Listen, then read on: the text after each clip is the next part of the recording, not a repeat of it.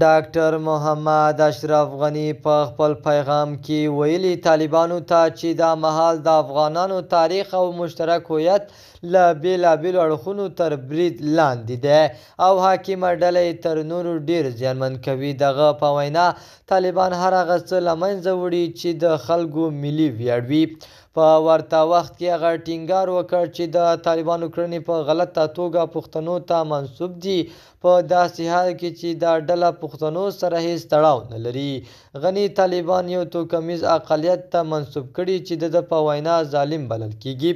په سلامونو مو ورکلی کوم د AFG نیوز چینل درنو لیدونکو، سلام، ستړي مشئ، وخت مو په خیر. پام راګرځوم د دې ساعت مهم خبر ته او په سر کې یادونه کوم ملګرو که مو چینل نوي سبسکرایب کړی د مهمو خبرونو لپاره در سره AFG نیوز چینل په درنښت سره سبسکرایب کړئ.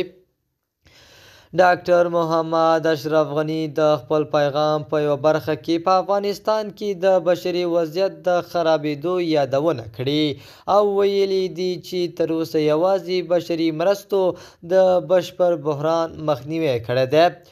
د په وینا تاریخ شاهد دی چې هیڅ قوم په سوال کولو ژوندی نه دی پاتې شوی.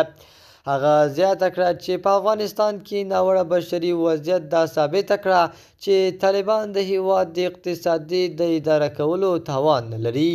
غني دا هم وویل چې طالبانو په عملي توګه په اداره کې د ښځو پر کار محدودیتونه د ځانګړو محاسبو پر بنسټ بشپړ کړی دی.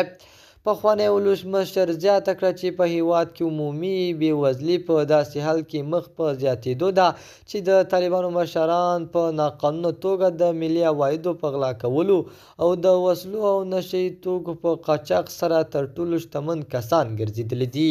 د AFG نیوز چینل درنو لیدونکو، دا و زموږ د دې ساعت چمتو شوی خبر. تر بیا خیر چارې، د الله په امان.